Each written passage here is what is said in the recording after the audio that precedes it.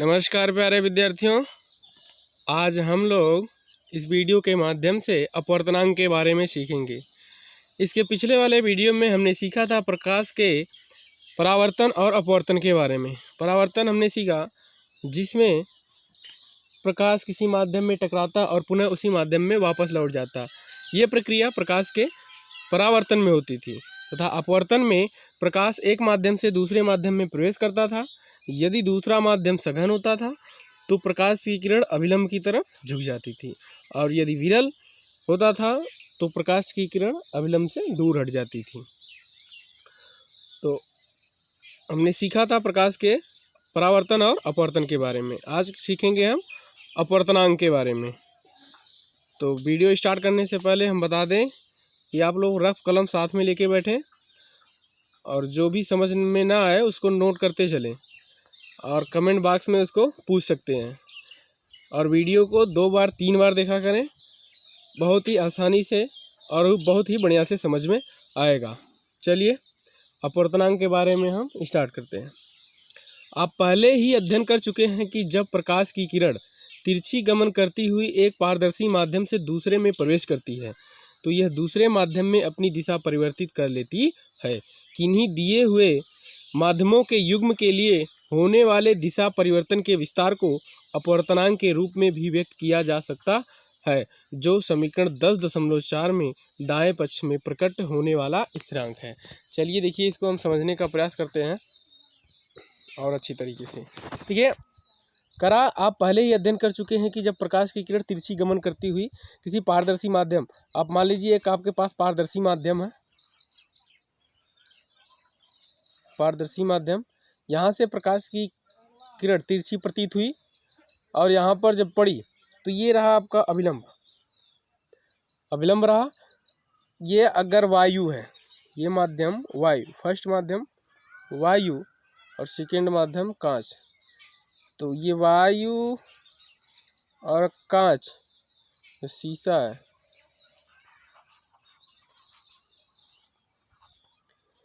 ये सघन होगा। अब यहाँ पर प्रकाश की किरण अभिलंब की ओर झुक जाएंगी और उसके बाद जब यहाँ से सघन माध्यम से फिर विरल माध्यम में जाएंगी तो यहाँ से प्रकाश की किरणें फिर से दूर हट जाएंगी। तो आप इस चित्र को देख के समझ पा रहे होंगे कि तिरछी प्रकाश की किरण यहाँ से आई और जब इसने सघन माध्यम में प्रवेश किया तो ये अभिलंब की तरफ झुक गई, और जब फिर सघन माध्यम से विरल माध्यम में गई तो अभिलंब से दूर हट गई। तो इस प्रकार की घटना अपवर्तन कहलाती है। और आप देखेंगे तो दिशा परिवर्तित कर ले रही है, जिस दिशा से आ रही है दूर हट जा रही है, फिर नज़दीक हो जा रही है, दिशा परिवर्तन हो रहा है, परिवर्तन कर लेती है। किन्हीं दिए हुए माध्यमों को युग्म के लिए होने वाले दिशा परिवर्तन के विस्तार, जो दिशा परिवर्तन का विस्तार, विस्तार मतलब फैलाव होता है, विस्तार को अपवर्तनांक के रूप में भी व्यक्त किया जा सकता है, जो समीकरण 10.4 जो कि हम कल सीखे थे पिछले वाले वीडियो में, वो ये रहा आपका समीकरण 10.4। तो इसमें साइन आई आप देख सकते हैं, जब किसी माध्यम में प्रकाश तिरछी गमन करते हुए आया, विरल से सघन में अभिलंब से दूर हट गया, या अगर ये दूर हटने का मतलब ये सघन है और ये क्या है, विरल है। भी आप इसको और बढ़िया से सीखेंगे। ये आपतन कोण आई और ये परावर्तन कोण आर, तो साइन आई बटे साइन आर, इस कोण का विस्तार, इस दिशा विस्तार देख रहे हैं ना, यहाँ से यहाँ तक का, तो ये जो विस्तार है ये क्या कहलाता है, स्थिरांक। ध्यान से समझिएगा, थोड़ा सा डिफिकल्ट है। इस स्थिरांक के मान को दूसरे माध्यम का, इस स्थिरांक के मान को दूसरे माध्यम का, देखिए ये पहला माध्यम है और ये दूसरा माध्यम है, तो दूसरे माध्यम का पहले माध्यम के सापेक्ष, दूसरे माध्यम का पहले माध्यम के सापेक्ष अपवर्तनांक मतलब I और R। तो दूसरे माध्यम का पहले माध्यम के सापेक्ष अपवर्तनांक कहते हैं। आइए अपवर्तनांक के बारे में कुछ विस्तार में अध्ययन करते हैं। ये कल पिछले वाले वीडियो में ये हो गया था, ठीक है।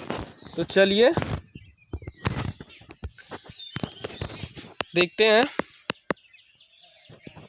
अपवर्तनांक के बारे में।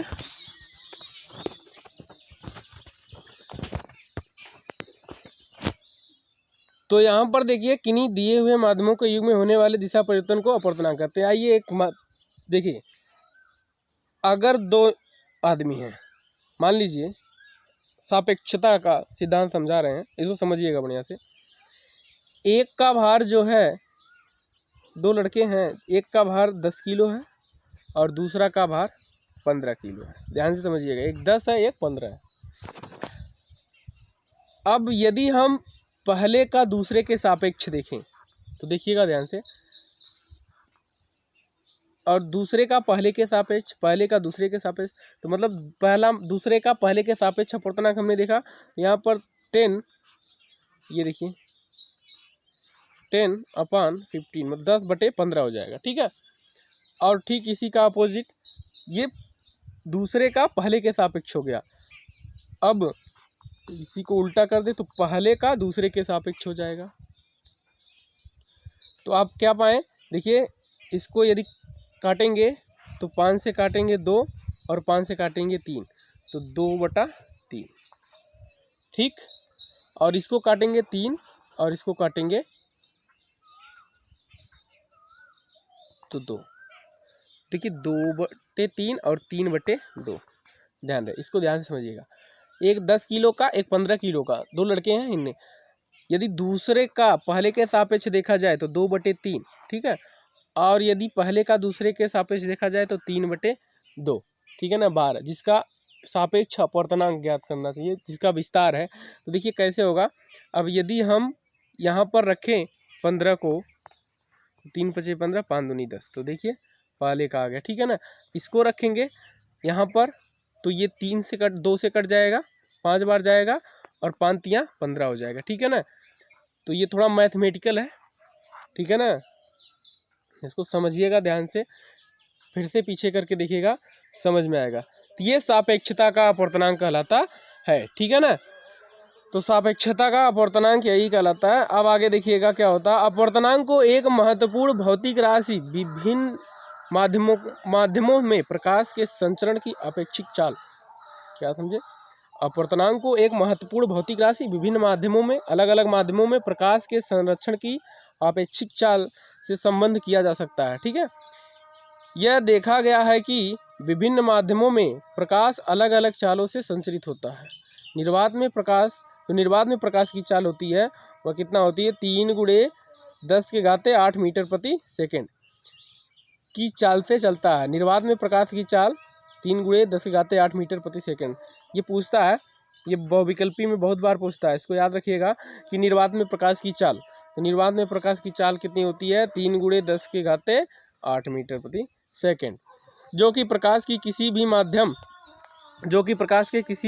माध्यम में हो सकने वाली ध्रुतम चाल है। वायु में प्रकाश की चाल निर्वात की अपेक्षा थोड़ी ही कम होती है। कांच यानी पानी में यह यथेष्ट रूप से घट जाती है।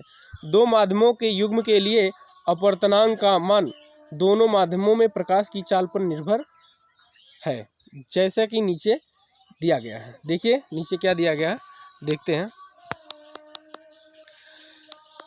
चित्र 10.11 में दर्शाए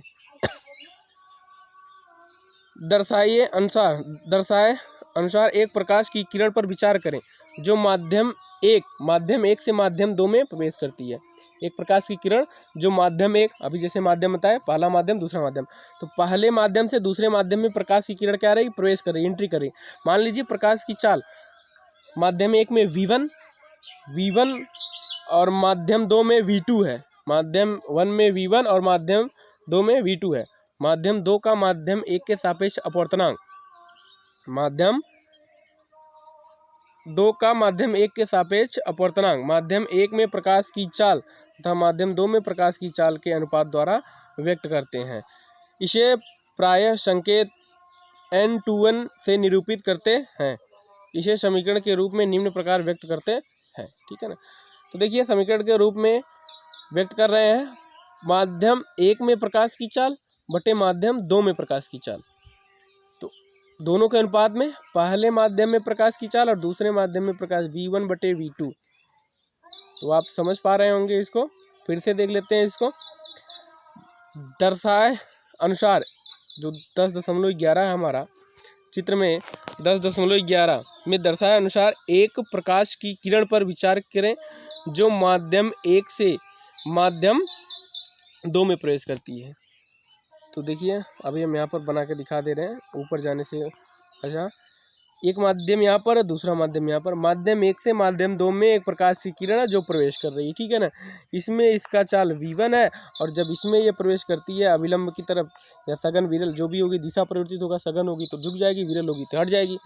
तो इसमें प्रकाश की चाल क्या हो जाएगी, v2 हो जाएगी। इसमें v1 और इसमें v2, तो v2 हो जाएगी। माध्यम में दो का माध्यम एक के, तब यहाँ पर दो का माध्यम एक के सापेक्ष अपवर्तनांक, दो का माध्यम एक के सापेक्ष अपवर्तनांक मतलब इसको इसके बटे इसके, बात समझ में आ रही। जैसा कि अभी हम बच्चे का उदाहरण लेके बताएं, इसका बटे इसका। ठीक, तो v1 बटे v2, v1 बटे v2। तो यहाँ पर आप देख पा रहे हैं v1 बटे v2। तो मतलब n अपवर्तनांक जिसे कहते हैं n/1, दो का एक के सापेक्ष, दो का एक के सापेक्ष अपवर्तनांक। ठीक है ना। और यहीं पर 1/2 होगा तो एक का दो के सापेक्ष अपवर्तनांक हो जाएगा। ठीक, तो आगे देखिए, आशा समझ में आया होगा। फिर से यदि नहीं समझ आया वीडियो को पीछे करके देखें, और नहीं समझ में आता तो कमेंट करके ज़रूर पूछें, समझ में ज़रूर आएगा। बहुत ही डिफिकल्ट है, इससे क्वेश्चन बहुत ही कम लोग कर पाते हैं और इससे क्वेश्चन कंफर्म आता। अभी बताएंगे जो क्वेश्चन बोर्ड में पूछा गया था वो क्वेश्चन इसी में। ठीक है ना।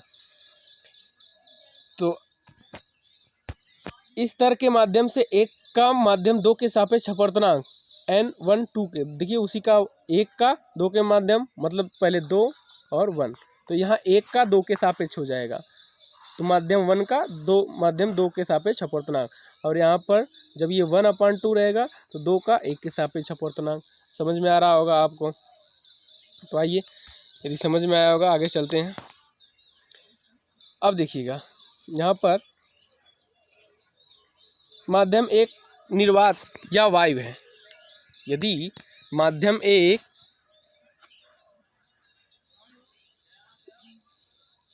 आप यहाँ पर समझे होंगे इसको, अपवर्तनांक इसको v2/v1 हो गया। ठीक है ना। अब देखिएगा आगे देखते हैं।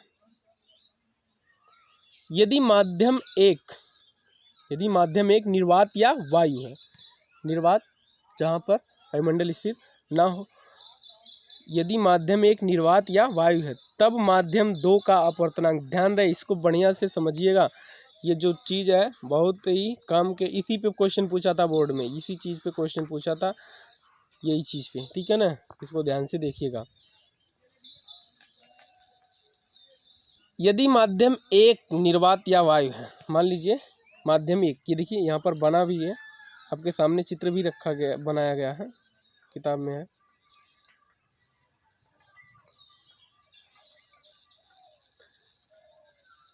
तो माध्यम 1 जो है वो क्या है, वायु है। तो माध्यम 1 वायु है और माध्यम 2 क्या है, कांच है। देख पा रहे हैं। तो यदि माध्यम 1 निर्वात या वायु है, निर्वात या वायु में से दोनों, तब माध्यम 2 का अपवर्तनांक, तब माध्यम 2 जो कांच है या कुछ भी हो, माध्यम 2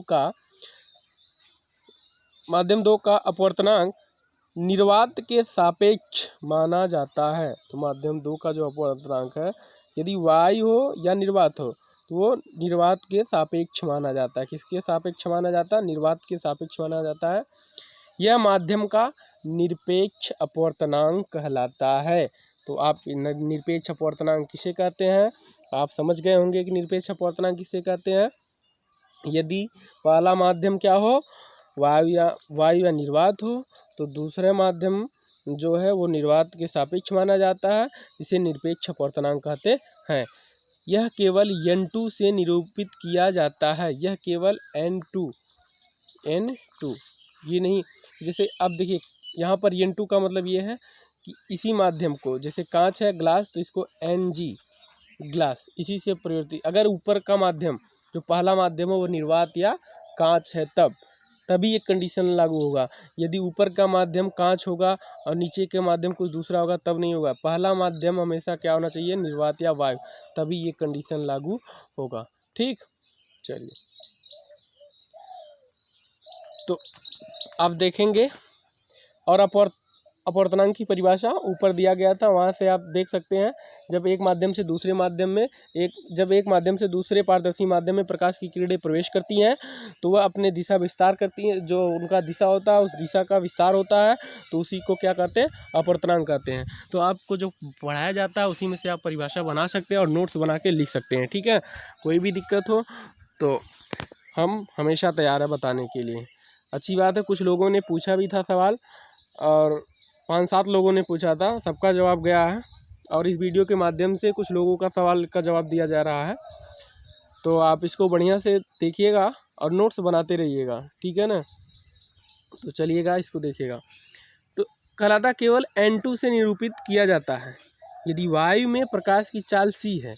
यदि वायु में प्रकाश की चाल c है, देख रहे हैं इसमें, यदि प्रकाश की चाल c है, जैसे v1 है, v1 था यहाँ पर हमने रखा था, और c है, और जो माध्यम है माध्यम में v है, माध्यम में क्या है, v है, यहाँ पर हमने v2 रखा था, तो सीधी सी बात c/v, तो v का c के सापेक्ष अपवर्तनांक हो जाएगा। तो यही चीज़ यहाँ पर c है, तो माध्यम में प्रकाश की चाल v है, तब माध्यम का अपवर्तनांक nm कहलाएगा। मतलब nm का मतलब माध्यम दिया गया। ठीक है ना, कोई भी माध्यम हो सकता है, कांच है तो Ng, वाटर है तो Nw, और इस तरीके से कैरोसिन है तो Nk। ठीक है ना, कुछ भी हो सकता है, एयर है तो Na या विंड। ठीक है ना, तो ये चीज़ हमारा हो सकता है। ठीक है ना, तो इसे हम क्या माध्यम का चाल कहते हैं। तो निरपेक्ष अपवर्तनांक किसे कहते हैं, शायद आपको समझ में आया होगा। आगे देखते हैं। माध्यम का निरपेक्ष अपवर्तनांक, माध्यम का निरपेक्ष अपवर्तनांक केवल अपवर्तनांक कहलाता है। निरपेक्ष अपवर्तनांक केवल अपवर्तनांक कहलाता है। सारणी 10.3 में अनेक माध्यम से अपवर्तनांक दिए गए हैं, अनेक माध्यमों के अपवर्तनांक दिए गए हैं। सारणी से आपको ज्ञात होगा कि जल का अपवर्तनांक Nw, जल का अपवर्तनांक Nw, हमने कहा ना वाटर, माध्यम Nw, जल का अपवर्तनांक Nw = 1.33। ठीक है ना, इसका अर्थ है Nw, इसका अर्थ है कि वायु में प्रकाश का वेग, वायु जो माध्यम है इसमें प्रकाश का वेग, ठीक है ना, प्रकाश का वेग, तथा जल में प्रकाश का वेग, वायु में प्रकाश का वेग और जल में प्रकाश के वेग का अनुपात 1.33 है। इसी प्रकार क्राउन कांच का अपवर्तनांक, ठीक है ना, क्राउन कांच का अपवर्तनांक 1.53, मतलब वायु में और क्राउन कांच में जो उनका अनुपात है वह 1.52 है। ठीक है ना, तो यही अपवर्तनांक कहलाता है। जैसे कि हमने 10 और 15 kg के बच्चे के बारे में बताया, तो आपने इसको जो मैं समझते हैं वो समझेंगे कि ये यदि 10 kg का था, ये 15 kg का था, तो 10/15 इसको करेंगे तो ये आएगा हमारा 2/3, 5 दूनी 10, 5 15। इसको यदि इसके सापेक्ष करेंगे तो 15/10। देखिए दूसरा पहले के सापेक्ष है, और ये देखिए दूसरा पहले के सापेक्ष है, तो दूसरा पहले के सापेक्ष है, और यहाँ पर देखिए पहला दूसरे के सापेक्ष है, तो 3/2, ठीक उसका उल्टा हो जा रहा है।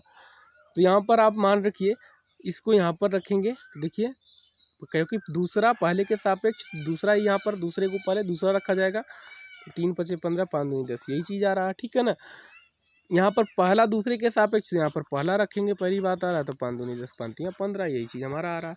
तो आप समझ गए होंगे कि जो विस्तार है क्या है, ठीक है ना। तो ऐसे आंकड़े को स्थान पर उपयोगी, तथापि इन आंकड़ों को कंठस्थ करने की आवश्यकता नहीं है।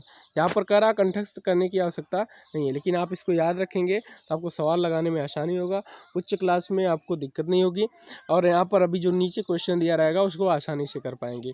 तो वायु का देखिए, वायु के सापेक्ष अपवर्तनांक देखिए, निरपेक्ष अपवर्तनांक यहाँ पर दिया गया, कुछ द्रव्यात्मक माध्यमों के निरपेक्ष अपवर्तनांक, ठीक है ना। तो निरपेक्ष अपवर्तनांक क्या होते हैं, जस्ट पहले बताया, उन्हीं निरपेक्ष अपवर्तनांक को दिया गया। निर्वात या वायु के सापेक्ष बर्फ का अपवर्तनांक, ठीक है ना।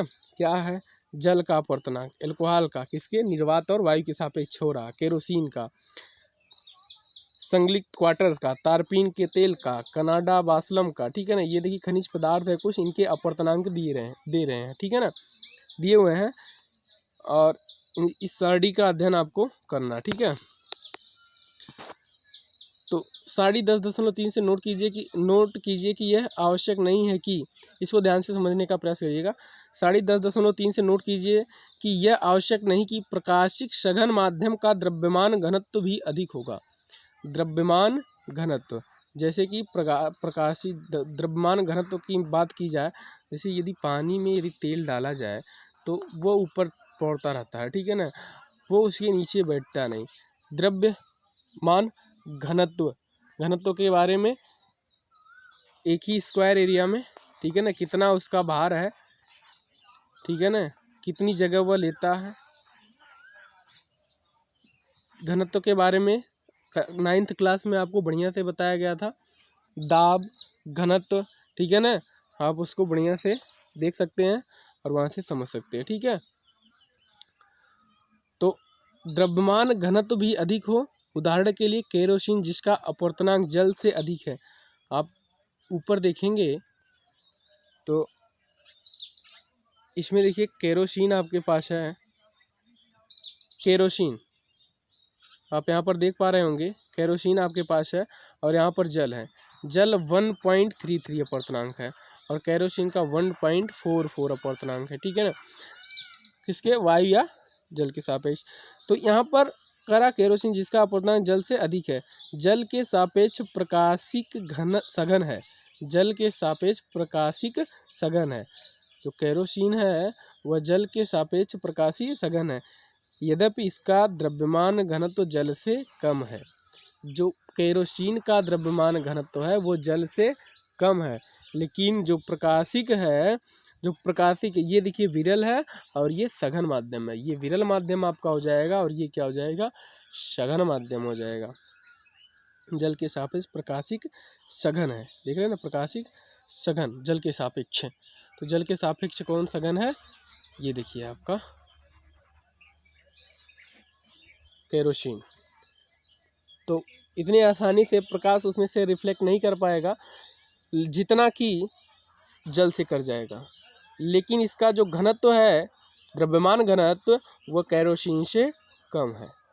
तो द्रव्यमान घनत्व केरोसिन से कम होने के बावजूद भी जो प्रकाश, देखिए इसी चीज़ को यहाँ पर ये बताया गया है नोट्स के बारे में, इसी चीज़ को ये समझाया है। तो आप इसको समझिएगा, वीडियो दोबारा करके देखिएगा, नहीं समझ में आता तो कमेंट करके ज़रूर पूछिएगा, फिर से समझाया जाएगा, और समझ में आ जाता है तो अच्छी बात है, ठीक है। तो चलिए आगे देखते हैं, यह भी जाने क्या है, ये देखते हैं। किसी माध्यम की प्रकाश को अपरिवर्तित करने की क्षमता को उसके प्रकाशिक घनत्व के द्वारा भी व्यक्त किया जा सकता है। जो उसका प्रकाशिक घनत्व है उसके द्वारा भी व्यक्त किया जा सकता है, जैसा कि आपने ऊपर अभी पढ़ा। प्रकाशिक घनत्व का एक निश्चित संपर्कार्थ होता है, यह द्रव्यमान घनत्व के समान नहीं है। इस अध्याय में हम विरल माध्यम तथा सघन माध्यम, जो कि अभी हम बता रहे हैं कि विरल माध्यम क्या है, सघन माध्यम है, शब्दों का प्रयोग कर रहे हैं। वास्तव में इनका अर्थ क्रमशः प्रकाशिक विरल माध्यम तथा प्रकाशिक सघन माध्यम है। हम कब कह सकते हैं कि कोई माध्यम दूसरे माध्यम की सापेक्ष प्रकाशिक सघन है? दो माध्यमों की तुलना करते समय अधिक अपवर्तनांक वाला माध्यम दूसरे के सापेक्ष प्रकाशिक सघन है, दूसरा कम अपवर्तनांक वाला प्रकाशिक विरल माध्यम है, ठीक है ना। तो विरल माध्यम में प्रकाश की चाल सघन माध्यम की अपेक्षा अधिक होती है। तो अभी हमने बताया विरल माध्यम में प्रकाश की चाल, सघन माध्यम, जो विरल माध्यम होगा उसमें प्रकाश की चाल अधिक होगी और जो सघन माध्यम होगा उसमें कम होती है। अतः विरल माध्यम से सघन माध्यम में गमन करने वाली प्रकाश की किरण धीमी हो जाती है तथा अभिलंब की ओर झुक जाती है। जब ये सघन माध्यम में विरल माध्यम में गमन करती हैं तो इसकी चाल बढ़ जाती है तथा ये अभिलंब से दूर हट जाती है, जिसका जिक्र हम पहले ही कर चुके हैं। ठीक है, तो चलिएगा आगे देखिएगा। अब देखिए अपवर्तनांक से हमारे प्रश्न आ गए। अब इस प्रश्न को आप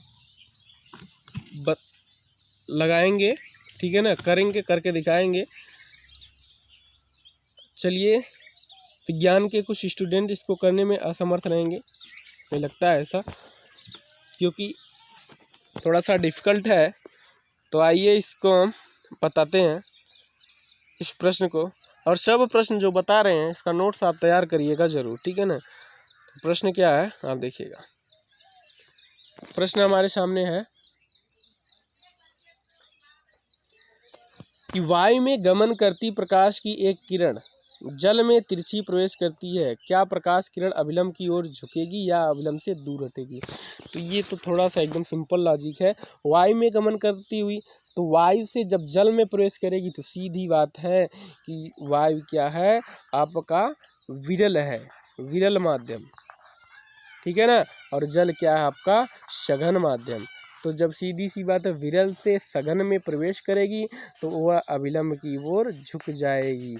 अब ये क्यों होता है, क्योंकि प्रकाश की चाल सघन माध्यम में धीमी हो जाती है, जस्ट अभी हमने ऊपर पढ़ा है, ठीक है ना। तो आइए दूसरा सवाल आपका देखते हैं। प्रकाश वायु से 1.5 अपवर्तनांक की कांच की प्लेट में प्रवेश करता है। जो कांच की प्लेट है उसका अपवर्तनांक कितना है, 1.50। तो माध्यम का अपवर्तनांक है, माध्यम का अपवर्तनांक दे रखा है। और प्रकाश वायु से, और ऊपर जो है हमारा माध्यम वायु है और नीचे क्या हमारा कांच है, प्रवेश करती है। कांच में प्रकाश की चाल कितनी होगी, इसमें तो प्रकाश की चाल, वायु में निर्वात में प्रकाश की चाल 3 × 10⁸ मीटर प्रति सेकेंड। तो मतलब वायु में या निर्वात में इसका चाल दिया है, आपको कांच में ज्ञात करना है। यही क्वेश्चन पूछा था बोर्ड में। इस सेट में कई सेट होते हैं, एक सेट में ये पूछा गया था, तो बहुत ही आसान था कि इसका कांच का निकालना है। तो Mg ग्लास, ठीक, = इसका अपवर्तनांक दे रखा है, प्रकाश की चाल बटे माध्यम की चाल जो होती है, माध्यम का चाल। तो माध्यम क्या है हमारा, माध्यम का चाल n, जो माध्यम का चाल होता है वही ना माध्यम का चाल, m या n, यही चीज़ हमारा था। तो कुछ भी नहीं करना है, इसका मान दिया 1.50 बराबर c का मान कितना है, प्रकाश का चाल 3 × 10⁸ मीटर प्रति सेकेंड, ठीक है ना, बटे का n। तो देखिए, तो यहाँ पर 3 × 10⁸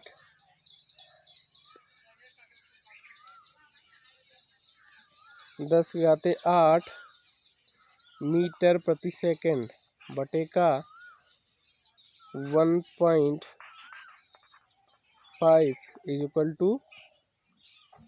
n, जो कि माध्यम का चाल है। तो 1.5 से इसको काट देंगे, 1.5 दूना कितना होता है 3, तो 1.5 दूना 3, 1.5 का मतलब 1.5, 1 रुपया 50 पैसा, 1 रुपया 50 पैसा 2 बार मिलाएंगे तो 3 हो जाएगा। तो ये हमारा कितना हो जाएगा, 2 × 10⁸ मीटर प्रति सेकेंड।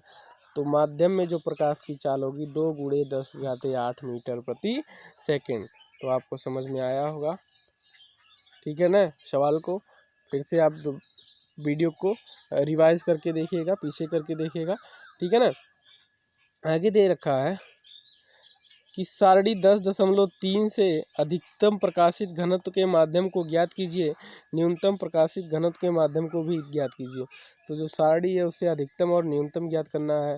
तो आप अधिकतम अधिकतम जो पहला वायु होगा और न्यूनतम जो पहला वायु होगा उसका न्यूनतम होगा, और जो नीचे लास्ट होगा शायद डायमंड था उसका जो होगा वो अधिकतम होगा। जैसा कि आप देख सकते हैं, ये रहा आपका सारणी। देखिए हीरा जिसका अपवर्तनांक अधिकतम है, वायु जिसका अपवर्तनांक न्यूनतम है। तो इसी को आपको लिखना है, कौन अधिकतम है कौन न्यूनतम है, सारणी से। ठीक है ना। आपको केरोसिन, तारपीन का तेल तथा जल दिए गए हैं, इनमें से किसमें प्रकाश सबसे अधिक तीव्र गति से चलता है। सारणी 10.3 के लिए आंकड़े का उपयोग कीजिए। तो सारणी 10.3 को ध्यान से पढ़िए। जिसका अपवर्तनांक जितना कम रहेगा उसमें प्रकाश उतने ही तीव्र गति से भागेगा। तो जिसका अपवर्तनांक सबसे कम उसमें प्रकाश की चाल सबसे अधिक, ठीक, और जिसका सबसे ज़्यादा उसमें सबसे कम। हीरा का अपवर्तनांक 2.42 है। इस कथन का क्या अभिप्राय है? वही कारण है, अपवर्तनांक इसका ज़्यादा है। तो जब इसमें है इस कथन का तो जब अपवर्तनांक ज़्यादा होगा तो प्रकाश की किरणें कम रिफ्लेक्ट होगी, परावर्तित कम होंगी, क्योंकि वो उसी में रहेंगी और सीधे वे में रिफ्लेक्ट होंगी, जिससे हीरा हमें चमकता हुआ दिखाई देता है। ठीक है ना। तो इस कथन से हमारा अभिप्राय यही है। ठीक है ना, आप समझ सकते हैं। तो आपने देखा, क्वेश्चन भी आपके सामने किया गया, आप इन क्वेश्चन को करिएगा। आगे जो अगला वीडियो होगा उसमें हम लोग गोलीय लेंस द्वारा अपवर्तन सीखेंगे। अभी तक हमने दर्पण के बारे में सीखा। देखिए, अगर जिसको दर्पण बढ़िया से आ गया होगा, लेंस समझने में कोई भी परेशानी नहीं होगा। ठीक उसी का अपोजिट है। जहाँ पर उत्तल लेंस है, जहाँ पर अवतल दर्पण है वहीं पर उत्तल लेंस लगा दो, और जहाँ पर हमारा उत्तल दर्पण है वहीं पर हमारा अवतल लेंस लगा दो। ठीक है ना। तो सेम वही चीज़ हम पढ़ेंगे नीचे, उसी का अपोजिट। तो दर्पण और लेंस एक दूसरे से क्या है, मिलते जुलते हैं, बस दोनों एक दूसरे के अपोजिट हैं। ठीक है ना, उल्टा जिसे कहा जा सकता है। तो वहाँ हम सीखेंगे लेंस के बारे में। तो आप इसको पढ़िएगा और इसमें जो डाउट होगा पूछिएगा। जो वीडियो बनाया जाता है उसको आप उसमें से देखिए और बार बार उसे रिवाइज करके देखिए, आगे पीछे करके देखते रहिए। एक बार देखेंगे, 2 बार देखेंगे, 3 बार देखेंगे, आपको देखना ही है। आप देखते रहिए, आप सीख जाएंगे। सोते रहिए फिर भी देखते रहिए। वीडियो आपके पास है और कोई भी दिक्कत आती है तो आप जिस प्रकार से बच्चे पूछते हैं आप भी पूछ सकते हैं, और आपका समस्या का समाधान जरूर किया जाएगा। तो इसी तरीके से आप पढ़ते रहिए। वीडियो शुरू से लेकर लास्ट तक देखा करिए, तभी समझ में आएगा। बीच में भगा के या लास्ट में बंद करके देखने से कुछ भी समझ में नहीं आएगा। ठीक, तो आगे हम पढ़ेंगे। तो देख लेते हैं, एक नज़र डाल लेते हैं जो कुछ पढ़ने वाले हैं। तो गोलीय लेंस द्वारा अपवर्तन पढ़ेंगे, इनके बारे में। ठीक है ना। इसको आप एक बार पढ़िएगा और क्रियाकलाप को एक बार देख लीजिएगा। घर पे हैं ये समय, क्रियाकलाप करते रहिए। चलिए।